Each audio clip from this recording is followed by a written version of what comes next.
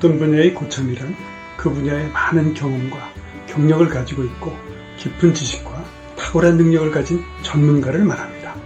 고참 인생 토크의 목적은 성공적인 삶을 살기 위해서 전문가인 고참의 경험을 통해 아이디어와 정보를 얻습니다. 고참의 성공과 실패담을 참고로 직업 선택의 정보를 습득하고 실패를 줄이는 방법을 배우고 성공을 위한 지식과 올바른 경력을 쌓는 노하우를 배웁니다. 구독, 좋아요 눌러주세요. 기술고참 인생 토크에 출연해 주신 분은 아주 경력이 특이하고 화려하신 분입니다. IT 기술자로 시작해서 CIO, 즉 기업의 최고 정보화 책임자로 일하시고 또 CEO, 최고 경영자로 역임하신 코담 엔지니어링의 신훈 회장님을 모셨습니다. 안녕하십니까? 네, 안녕하십니까? 네, 오늘 이렇게 와주셔서 감사합니다. 네. 오늘 기술고참 인생 토크에 출연해 주셔서 감사드리고요. 우선 인생 토크를 시작하기 전에 먼저 간략하게 회장님 소개를 부탁드립니다. 네, 방금 소개받은 주식회사 코담 엔지니어링 회장으로 있는 신훈입니다. 저는 내년에 팔순을 맞이하는 45년생 해방둥입니다.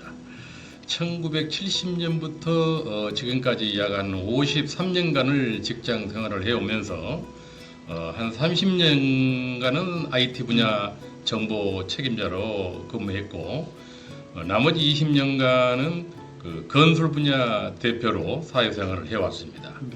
오늘 우리 고참 박사님의 기술 고참 인생 토크에 나와서 제 인생 경험담을 제 후배들에게 들려드릴 수 있는 기회를 마련해 주시어 대단히 감사드립니다. 네.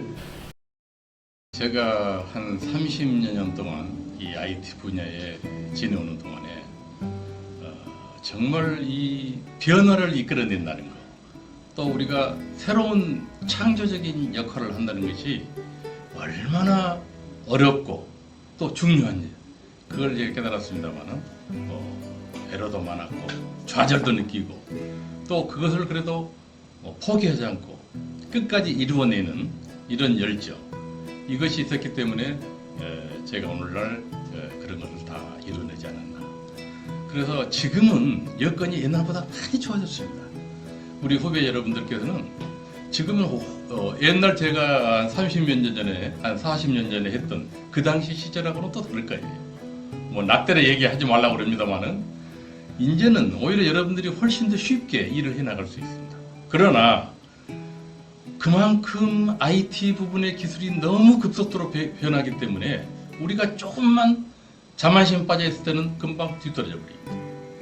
얼마나 이 변화가 빠릅니까? 그래서 여러분들이 오히려 더 빨리, 더 많은 공부를 하고 더 많이 여러분들이 노력을 해서 우리나라가 그야말로 지금까지 IT 강국이라고 지금 자랑스럽게 얘기하고 있지 않습니까?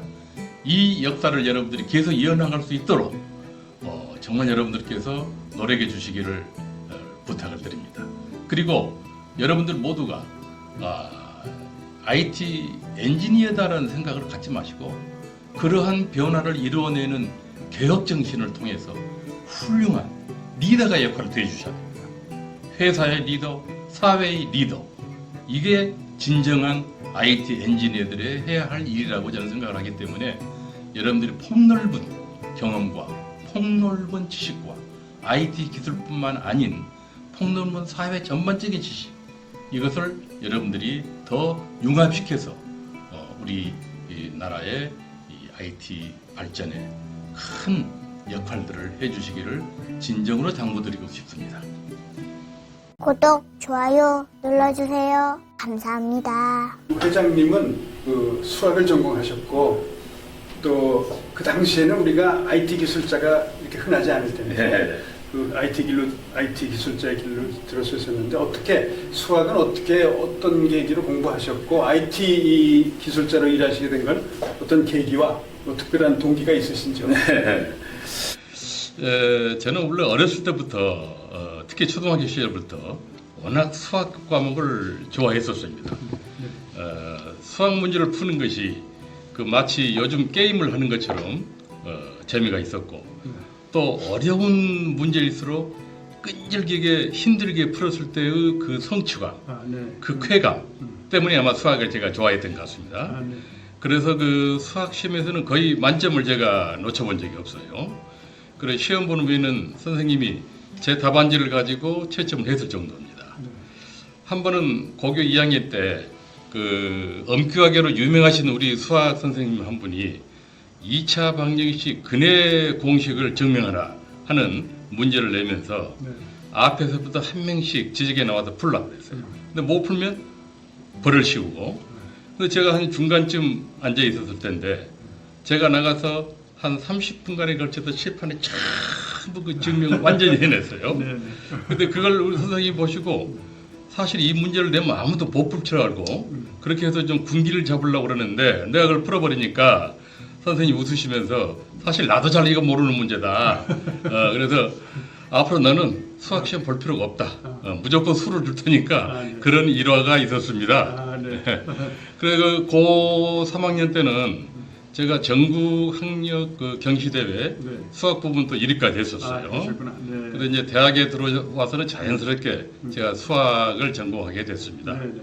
그러다가 그 대학 재학 중에 제가 군대를 다녀왔는데 아, 네. 69년도에 제대하고 복학 대기 중에 네. 우연히 그 미 8군에서 프로그램을 전공하고 계시는 우리 친구 형님 댁을 방문해 가지고 네. 그 컴퓨터 개론에 대한 책을 보게 됐어요. 아, 네. 근데 그 책 내용을 보니까 제로와 1, 즉 이진법 원리로 네. 모든 숫자 문자를 표현하고 네. 또 계산과 논리적인 판단까지 하는 음. 그 기술을 보고 야, 참 이게 신기하다. 그리고 제가 그 진법을 공부를 했기 때문에 그 원리를 잘 알죠. 그래서 그 책을 좀 빌려가지고 본격적으로 좀 공부를 했어요. 그러다가 아, 이 기술이 미래에 큰 변화를 가지고 올 수 있는 분야가 되겠구나 하는 이 생각이 들어서 좀 더 깊이 있게 그걸 공부를 좀 해보려고 그 당시 그 처음 그 학원으로 생겼던 서울 컴퓨터 센터 거기서 어셈블러 랭귀지를 직접 배우게 됐습니다. 그래서 그 본격적으로 그 분야를 공부하게 됐죠. 근데 대학 졸업 시험 때 우리 지도 교수님께서는 저를 이화여고 수학 선생으로 추천해 줬어요. 아, 네. 근데 저는 다른 동료객을 양보를 하고 IT 분야로 본격적으로 진출하게 됐죠. 아마 그 당시 수입으로 보면은 그 수학 과목의 그 과외 열풍 때문에 훨씬 더 수입이 많았을 겁니다. 아, 네. 그러나 저 고창 교수님께서 그 옛날 유튜브에서 그 직장을 택할 때 네. 가장 자기가 좋아하고 자기 적성에 잘하는 맞는 거. 직업을 택하라고 하신 그 기억이 있습니다만은 저도 이 IT 분야가 제 적성에 가장 잘 맞는 직업이라 생각하고 네. 이 분야를 택하게 됐습니다. 그러니까 수학을 고등학교 때 대학은 어디서 공부하셨어요? 이제 서울대학교 수학과를 제가 아, 나왔어요. 그러셨구나. 근데 그 아까 그 종로 저 서울 컴퓨터 센터. 그 종로가 동대문 그쪽에 있는 거죠? 예. 예. 그런데 거기 나오신 분들이 우리나라 초창기에 예. 아주 큰일을 하신 분들이 많이 계셨어요. 예. 아, 네. 여러 회사에서 정보화 최고 책임자로 일하셨는데 네. 그 중에서 그 어떤 그 중요한 업적 같은 거 이런 거 한번 좀 소개해 주시죠. 네. 제가 70년도 서울 컴퓨터 센터에 근무하면서 직접 강의도 하고 또 금융기관에서 위탁받은 용역 업무를 프로그래밍 하면서 실무 지식을 튼튼히 쌓아왔었습니다. 그러다가 71년도에 대한항공과 금성사의 프로그램 공채에 네. 제가 모집을 할 때 둘 다 응시를 했는데 둘 다 합격을 했어요. 근데 어디를 할까 고민을 하다가 그 당시 민영화 초기인 그 대한항공이 해외에 나가볼 수 있는 기회도 많이 있을 것 같고 또 그 당시에 그 항공 산업에 대한 한참 그 새로운 산업으로서 흥미를 느꼈기 때문에 제가 대한항공을 택하게 됐습니다. 그래서 대한항공으로 가셨고요. 예. 네. 그러다가 그 당시 대한항공에 들어가 보니까 그 당시 전자계단시 지금 뭐 우리가 이제 컴퓨터시라고 그러죠. 그리고 공채 일기로 입사해 보니까 그때 사용적인 컴퓨터가 IBM 1130 2세대 컴퓨터였습니다. 아, 네. 1230. 예, 그 키펀치 머신으로 네, 네, 네. 모든 데이터 프로그램을 직접 쳐넣는 원시적인 네. 그런 수준이었죠. 그러다가 72년도에 제 3세대 컴퓨터인 IBM 360이 들어오면서 370. 이제 본격적인 시스템 개발을 할 수 있게 됐죠. 네. 그래 초기에 가장 역점적인 사업이 그 당시 전 세계 항공사가 개발에 착수하고 있었던 온라인 여객 예약 업무 시스템 개발이었습니다. 예약 시스템. 예. 이 업무 시스템 개발의 총괄 프로젝트 관리, 즉 PM을 맡아서 성공적으로 그걸 완성시켰고, 그 이후에 전 항공사 경영정보 시스템 구축의 총괄 기획 책임을 맡게 됐습니다. 그러던 중 83년도에 그 건설회사인 삼한기업 최정환 회장께서 건설 종합 경영 정보 시스템을 좀 구축해달라는 강력한 요청을 받고 좀 새로운 분야에 그 좀 도전도 해보고 싶어서 삼한기업 전산부장으로 옮기게 됐습니다. 거기서 사우디 신도시 프로젝트의 공정관리 시스템 구축을 비롯해서 전 건설 분야 종합 경영 정보 시스템을 완성시켰습니다. 이 경험이 훗날 건설회사 CEO가 됐을 때 그 많은 도움이 됐었습니다. 그러다가 또 85년도에 국내 최초의 신용평가 회사인 한국신용평가회사가 설립되면서 그 당시 그 초대 사장이신 이현재 사장님이 저를 또 불러서 같이 좀 도와달라는 부탁을 받았습니다. 근데 그 당시 그 이현재 사장님은 나중에 우리 IMF 경제위기 당시에 경제부총리를 역임하시면서 예, 우리나라 경제위기 극복에 큰 기여를 하신 분이죠. 예. 그래서 거기서 또 한 5만여 개 그 상장 회사 및 등록 법인에 대한 그 데이터베이스를 완성하고 기업체 신용 평가 업무의 기초 자료로서 그 활용했습니다. 그런 시스템 구축했는데 이 시스템이 훗날 지금 현재 나이스 신용그룹의 원본이 되었습니다. 원조가 되었습니다. 그 후에 이제 88년도에 그 우리 금호그룹에서 제2 민항사인 아시아항공을 설립하면서 항공사에서 절대적으로 필요한 그 또 정보 시스템 임원을 맡아달라는 고 박성용 회장님의 그 간곡한 요청을 받고 제가 IT 분야를 또 한번 임원으로 옮기게 됐습니다.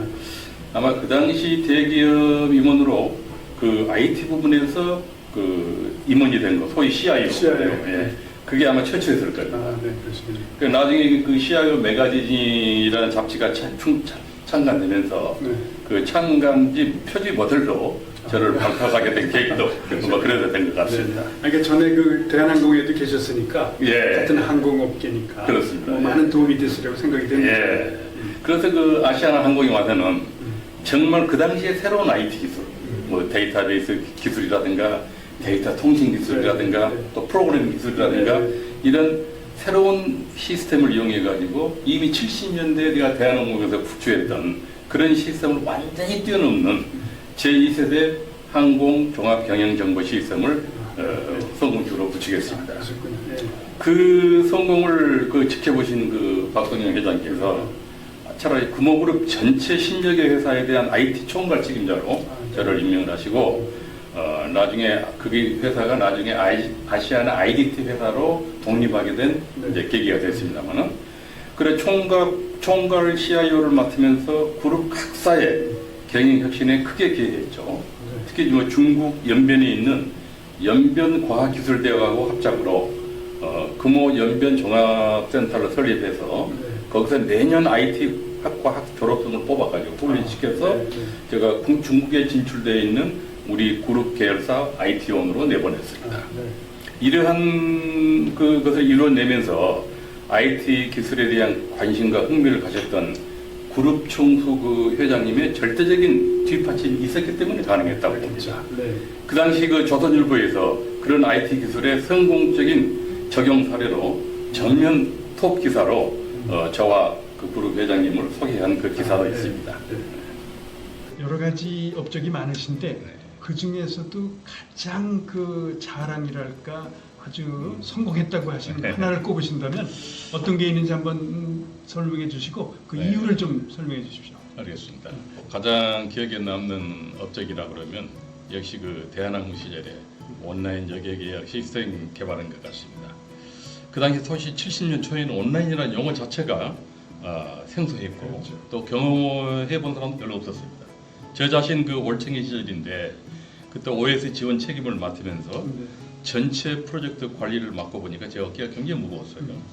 그리고 홀로 또 단신으로 네. 대한항공보다 1년 먼저 개발하고 있던 카나다에 있는 CP 에어라인에 이제 연수를 받고 돌아와서 또 전수 교육도 시키고 그러면서 호텔에 합숙하면서 거의 1년 반을 밤샘 작업을 하면서 그야말로 미친 듯이 일을 한 결과 네. CP 에어라인보다 오히려 6개월 먼저 우리 시스템을 완성했어요. 네, 네, 그때 전 세계 항공사들이 깜짝 놀랐습니다. 네. 국내에서 24시간 전 세계 온라인 지점으로 연결해서 운영하는 최초의 시스템이었습니다. 네. 이걸 계기로 해서 항공 전 분야에 걸쳐 종합 경영 정보 시스템 구축을 완성한 그런 혁신을 이루어내면서 네. 그 대한항공이 세계적인 항공사로 도약하는데 큰 역할을 한 것이 제 첫 번째 큰 업적이라고 말할 수 있습니다. 네.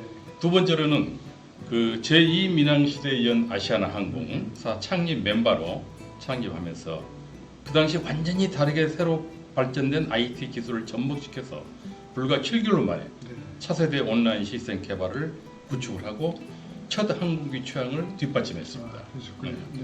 그 후 경쟁사들이 하지 못한 새로운 기능들을 계속 적용시켜 나갔어요. 예를 들어서 그 당시에 첼리안 하이텔 같은 PC 통신이 천리안. 등장하면서 네. 그 가정 사무실에 약 100만 대 정도의 PC가 깔려 네, 있었습니다. 네, 근데 저는 PC로 직접 지금처럼 항공 예약을 할 수 있는 이런 가정 예약 시스템을 도입을 하자. 네.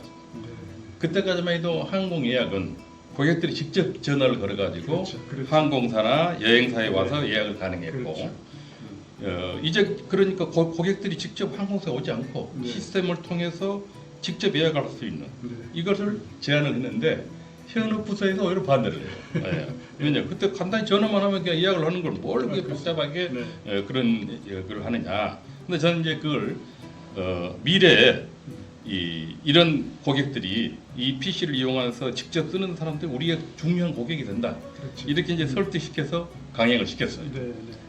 그 결과 이제 그런 예약 시스템을 구축을 하고 또 그 당시에는 그 결제를 할 때 전부 고객들이 직접 항공사나 여행사에 나와서 직접 결제를 했어요. 그래서 저는 그때 신용평가 경험이 있었기 때문에 신용카드 시스템하고 연결해서 직접 신용카드로 결제하는 시스템을 제안을 했어요. 네. 그러니까 그것도 현업에서는 직접 보지 않고 어떻게 결제를 하느냐 믿을 수 있느냐. 네. 그래서 미래에는 분명히 이런 시대가 온다. 그래서 제가 그걸 설득해가지고 처음으로 우리가 신용평가 시스템에서 연결해서 네. 예약을 할 때 직접 자기 신용카드를 집어넣어서 결제까지 할 수 있는 그런 시스템으로 발전시켜 나갔습니다. 그래서 다시 말해서 그런 각종 새로운 IT 단말기, IT 기술들 이용해서 시스템 연결해가지고 고객들의 편리와 신속성을 계획시킴으로써 차세대 시스템으로 발전시켜 나갔죠. 이러한 혁신적인 차세대 항공 여객 서비스 시스템 구축이 아시아나 항공이 단시간 내에 전 세계 항공사 중 서비스 1위 회사로 지정된 계기가 될 수 있었습니다. 그 당시 아주 획기적인 그렇습니다. 예, 발전을 저는 이상이 자랑스럽게 제가 내세울 수 네. 있는 시스템이라고 얘기할 수 있겠습니다. 아주 획기적인 일을 하셨습니다. 그러니까 다른 분들이 온라인 시스템이나 이런 데서 별로 이렇게 모를 때 예, 그렇죠. 미리 선두적으로 네. 시스템을 도입하고 예. 기술을 도입해서 현업에 예. 적용하신 아주 그렇습니다. 훌륭한 일을 하죠. 예. 최고 정보화 책임자로 CIO로 계시면서 많은 어려운 점이 있으셨을 텐데 그 중에서 어려운 점을 좀 소개해 주시고 그걸 어떻게 극복하셨는지 또 네. 어떤 교훈을 얻으셨는지 그런 말씀을 좀 해주시기 바랍니다. 모든 업무가 다 어려웠지만 그 중에 가장 어려웠던 시절의 얘기를 한다면은 역시 그 초창기 대한항공 온라인 여객 예약 시스템 개발되었습니다. 그 당시 제가 밴쿠버에 있는 CP 에어라인에 출장을 명령을 받고 혼자 가게 됐는데 사실 좀 여유 있었으면 몇 명이 같이 가서 그렇죠. 그 교육을 받고 와서 그렇게 쉬었을 텐데 네. 그 당시만 해도 대한항공이 민영화된 직후이기 때문에 경제상으로 굉장히 어려웠어요. 회사가. 네. 그러니까 출장비를 다 댈 수가 없어. 그러니까 우선 혼자 가서 교육을 받고 와서 전달 교육을 시켜라. 이런 그 출장 명령을 받고 혼자 이제 떠나게 됐는데 네. 그때가 12월 초였습니다. 73년 12월 초였는데 제 첫 아이 출산 예정일을 바로 다 몰랐어요. 근데 결국 제 첫 아이는 제 출장과 다음 12월 6일 날 태어났습니다. 근데 그런 사정을 또 일일이 얘기할 수도 없고 이제 출장 준비를 하는데 그 당시만 해도 저희 부서에서 해외여행을 가본 사람이 아무도 없어요. 제 주변에서 해외여행을 가본 사람이 없었어요. 그래서 지금처럼 뭐 인터넷으로 여행 정보를 얻어볼 수 있는 기회도 없고 그래서 이제 세계 지도를 펴놓고 이렇게 보니까 그 밴쿠버 위치가 우리 만주하고 유도가 비슷해요. 그때는 겨울이기 때문에 대단히 춥겠다 해서 안에 겨울 내복에다가 겨울 양복, 겨울 오버까지 입고 트렁크에는 겨울 옷만 잔뜩 들고 그렇고 비행기를 이제 탔습니다.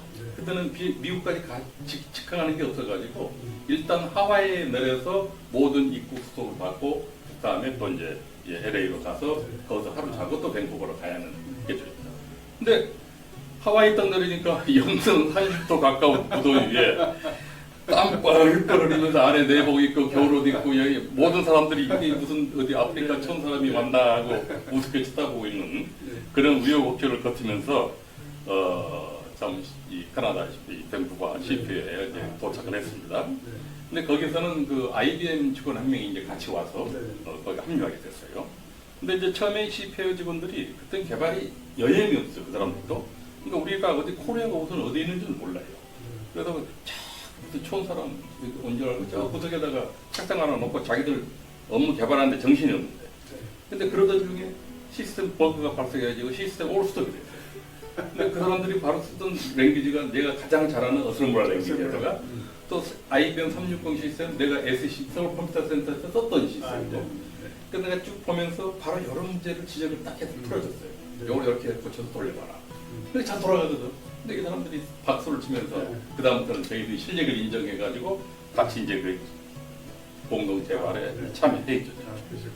그래서 이제 과정을 거쳐가지고 이제 습득 다 하고 나서 귀국하게 되는데 귀국 직전에 IBM 주관한테 폭탄 발언을 듣게 돼요. 뭐냐면 그때 IBM 주관이 이민 신청을 캐나다에 해놨는데 그 비자가 나왔어요. 그래서 자기는 한국 돌아갈 수가 없다. 그 어떻게 할까?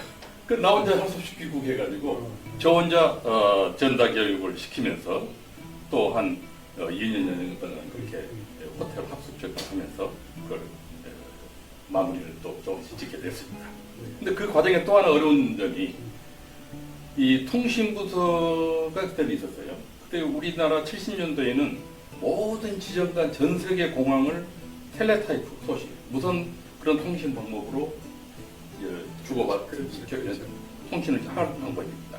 근데 수십 명 통신사가 통신사에 앉아가지고 이 텔레타이프를 치면서 그 구멍 뻥뻥 뚫리는 그 용기를 가지고 이제 전달해주는 이게 메시지 스위칭이에요. 근데 이 시스템이 개발이 되면 그게 다 없어지는 거죠. 통신부서가 없어지고 그 통신사의 직원들이 다 없어지는 거예요. 그러니까 통신부서는 적극 반대라는 거예요. 이 시스템을 하면 안 된다. 자기들 일자리가 없어지니까. 그래서 양 부서장이 싸움이 한참 치열하니까 결국 최고 경영자가 양쪽 부서장을 다 해임을 시켰고 그리고 양 부서를 통합시켜서 시스템 부서로 만든 것이 이제 그 당시 최초입니다.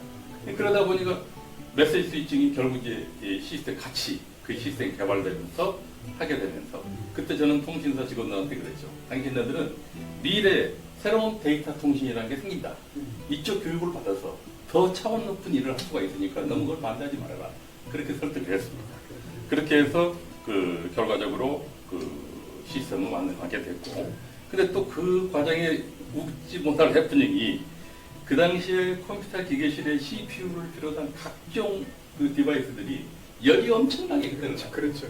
그러니까 그걸 시키는 24시간 이걸 가동해야 되니까 그걸 시키는 항원 항속기가 우리나라에 그때 없었어요. 기껏해야 낮에 12시간 돌리는 거였는데 그러니까 이게 수시로 시스템이 다운이 되는 거예요. 이제 그때는 거대한 선풍기를 여러 군데 틀어놓고 그걸 열을 시키는 웃지 못할 이런 해프닝도 있었습니다만은 그래서 나중에 결국 그 에어컨 업체 중에 가장 기술력이 뛰어난 업체하고 그런 아주 최고급 항원 항속기 개발을 하게 해서 그 위기를 이제 극복을 했었습니다. 참 옛날 우리가 프로그램 말씀입니다. 항원 항속기도 없고 또 우리 마루 플로링을 해가지고 마루 밑으로 찬바람을 넣어서 그렇죠. 올리기도 하고 여름에는 얼음 덩어리 사다가 선풍기 돌리고. 그 앞에서 선풍기 돌리고 뭐 그런 시절이 엊그저께인데 예. 우리나라가 엄청나게 예. 발전을 했습니다. 그러니까 이제 현업에서 새로운 아이디어를 가지고 새로운 기술도 도입하고 완전히 개척자 정신으로 없던 데서 있던 걸 만드시고 뭐 이런 엄청난 일을 하셨는데 그런 어떤 그 성공의 비결 같은 거, 그 극복의 비결 같은 게 혹시 있으신지 알려주십시오. 그래서 제 그 IT 업계에서 사실 30년 동안 그 IT 기술을 활용하면서 다양한 회사에서 다양한 업무의 혁신을 주도하는 그런 그러면서 그 회사들의 도약하는 모습을 지켜보면서 큰 보람과 자부심을 느꼈습니다만 거기에 많은 교훈도 얻었습니다.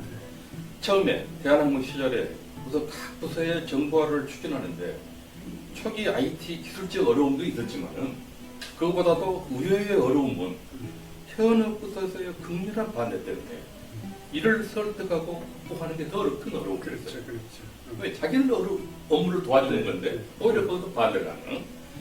그런데 여러 가지로 정보화를 성공했을 때 그 편리함, 또 생산성을 향상시켜주는 것, 또 새로운 자기들이 하지 못하는 업무, 혁신적인 업무를 할 수 있다는 그런 것을 계속 설명을 하면서 설득을 하고 그러면서 이 부서를 설득을 했죠. 그래서 그걸 잘 따라와준 부서는 비교적 성공적으로 발전하고 정보화에 성공을 했고 그러지 못한 부서는 뒤처진 결과를 가져왔습니다. 네, 그렇죠. 이게 그 당시 또 그리고 최고 경영자의 그 지시나 그 이해 협조가 얼마나 중요한가 하는 걸 교훈을 했어요. 그렇죠. 그래서 제가 그 다음 대한항공에서 다른 회사로 옮길 때는 아예 전제 조건을 내었어요. 최고 경영자한테 무조건 회장님이 먼저 참석한 전 임원들 컴퓨터 교육을 받게 해라.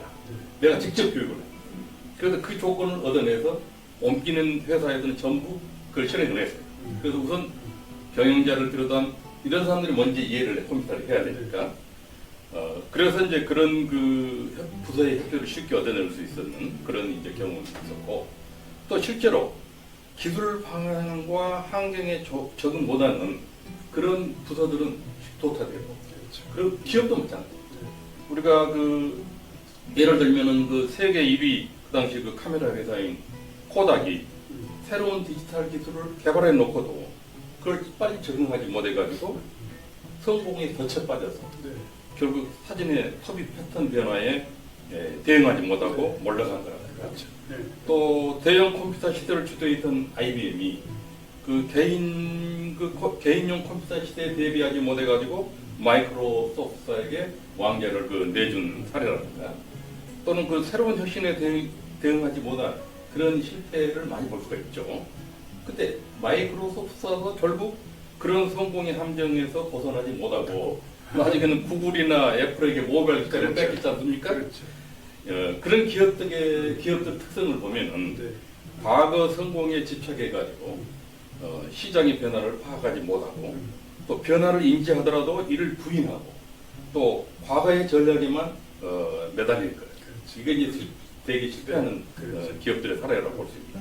그리고 결국 자기가 무엇을 이루고 성공했다는 그 순간에 이제 다 이뤘다는 생각은 버리고 새로운 도전을 준비해야 하는 그런 교훈을 어떻게 보면 얻었다고 볼 수 있겠습니다. 그렇습니다. 새로운 변화를 할 때 가장 어려운 거는 그걸 반대하는 세력이 있다는 거죠. 그렇죠. 그럴 때 최고 경영 책임자가 어떤 뚜렷한 그 자기의 철학을 가지고 추진력 있어야 되고, 그렇죠. 그 다음에 많은 사람들이 거기에 동참을 해야 되는데 동참 안 하는 이유가 가만히 보면 뭐 변화를 싫어하고 자기가 적응하는데 어렵지 않을까, 또 일자리가 없어지면 뭐 이런 여러 가지가 복합돼 가지고 거기에 따라오지 않고 이렇게 헤매다가 도태되는 그런 거 우리가 많이 봤습니다. 그렇습니다. 그래서 이렇게 여러 가지를 이루고 또 개척 정신으로 일을 하시다 보면 어려운 점도 많고, 근데 그걸 헤쳐나갈 때 어떤 가지신 좌우명이나 어떤 신념 뭐 이런 거 있으면 좀 소개해 주시고, 또 많은 후배들한테 어떤 도움되는 말씀을 좀 해주시기 바랍니다. 알겠습니다. 성공을 했던 그 비결이라고 그러면은 우선 첫째, 우선 제가 제 일에 대한 그 흥미, 내 그 즐거움, 일에 대한 즐거움을 가졌기 때문에 제가 택한 직업 자체가 전공 분야와 잘 맞아서 새로운 지식 세계에 대한 무한한 흥미를 갖게 된 분야이기 때문에 우선 힘들어도 내가 성취를 이루어낸다는 데한 열정을 가진 결과가 저는 있었다고 봅니다. 그런 열정 때문에 일을 시작하면 끝날 때까지 그야말로 밤샘을 하면서 열정을 쏟아붓는 그런 시간을 아낌없이 투자하는 거죠. 둘째로는 일이 막히고 잘 풀리지 않는 때가 있지 않습니까? 그때 결코 그걸 포기하지 않고 인내를 갖고 끈질기게 물고 늘어지면서 해결해내는 그런 노력, 그것이 굉장히 중요했다고 봅니다. 현업 시절에 한 번은 프로그래밍 에러가 생겨가지고 우리가 소위 그 덤프 리스트라고 숫자로 뽑아내는 거, 그걸 들면서 계속 버스에서 그걸 들다고 가다가 제가 무슨 난수표 보는 간첩으로 오인받은 적도 있었어요. 그래서 그런 열정, 그런 것들이 그거 푸는 계기가 됐고, 또 세 번째로는 여러 분야로 나누어진 기술 분야, 우리 특히 IT 기술이 여러 분야로 나눠져 있지 않습니까? 이걸 어떻게 잘 융합시켜가지고 전체적인 포카처적인 시스템으로 이게 완벽하게 조화시키느냐, 이런 협력 체제를 구축하는 거, 그만큼 그래서 그 프로젝트 매니지먼트의 역할이 굉장히 중요한 거라고 저는 보고 있습니다. 그 다음에 이제 네 번째로는 현업 부서를 정말 설득시키는 이해 능력, 또 뛰어난 협상 능력, 이게 굉장히 필요하다. 그래서 앞에서 언급한 것과 같이 새로운 혁신에 저항하는 현업 부서를 어떻게든지 따라오게 만들고 결국 시스템이 완성되었을 때 오히려 현업 부서들이 만족하고 하길 잘했다 하는 생각을 들게 하는 이런 협상 능력, 이것이 굉장히 중요했다고. 마지막으로 이 최종 테스트 과정에 그걸 완벽하고 철저하게 준비하는 겁니다. 우선 수십 명의 팀원이 가장 개별적으로 자기가 개발하는 것을 그 유니티 테스트 과정을 거쳐서 다 우선 그 증명을 하고, 그 다음에 그게 종합 테스트 과정을 거쳐서 또 그걸 최종적으로 점검을 하고, 마지막으로는 실과 똑같은 시뮬레이션, 이런 과정을 거쳐서 현업의 모든 그런 문제점들을 사전에 걸러내는 이런 완벽한 시스템의 테스트 과정, 이것이 굉장히 큰 역할을 했다고 볼 수 있습니다. 그래서 오히려 이제 후배들에게 제가 좀 당부 말씀 해주고 싶은 얘기는, 제가 이 고등학교 시절부터 제 좌우명이 하나 있어요. 제가 써놓고 머리맡에 써놓고 있는데, 청년아, 불평을 말고 울지를 말아라. 노력과 인내야말로 쓰라린 인생을 광명으로 이끌어주면 참된 안내다. 살아서 굴욕을 받은 바람 차라리 분투중에 쓰러짐을 택하라. 이게 좌우명을 저는 켜놓고, 어려울 땐 제가 그걸 큰 소리로 읽고. 그걸 어디서 책에서 느끼신 건가요? 그게 유명한 그 옛날에 그 오력일체라는 그 책을 지으신 안현철 그분이 그 얘기분 책이에요. 그래서 그게 너무 그가 마음에 들어서 제 좌우명을 써놓고 그래서 제 자식들, 제 손주들한테까지 그걸 제가 전달을 해주고 있어요. 좋습니다. 이런 후배들한테 그런 그 정신을 갖고 좀 노력하라는 것을 좀 마지막으로 권고하고 싶습니다. IT나 소프트웨어 개발자도 그 현업부서에서 요청하는 거에 서비스만 해주려고 하지 말고, 그렇죠. 그 업무를 공부해서 그렇죠. 거기에 대한, 그 사람들은 컴퓨터 시스템을 모르기 때문에 더 좋은 방법이 있는 것도 아이디어가 안 나올 테니까, 그렇죠. 그것까지 좀 알아서 미리 선도적으로 시스템을 개발하도록 해라. 그런 말씀 아주 감격하게 들었습니다. 저 같은 경우도 제가 한 번은 그 신용평가 시스템 개발을 하려고 했는데 회계학을 제가 좀 몰라요. 그래서 개별적으로 제가 회계학 교수한테 개인 교습을 받은 적이 있습니다.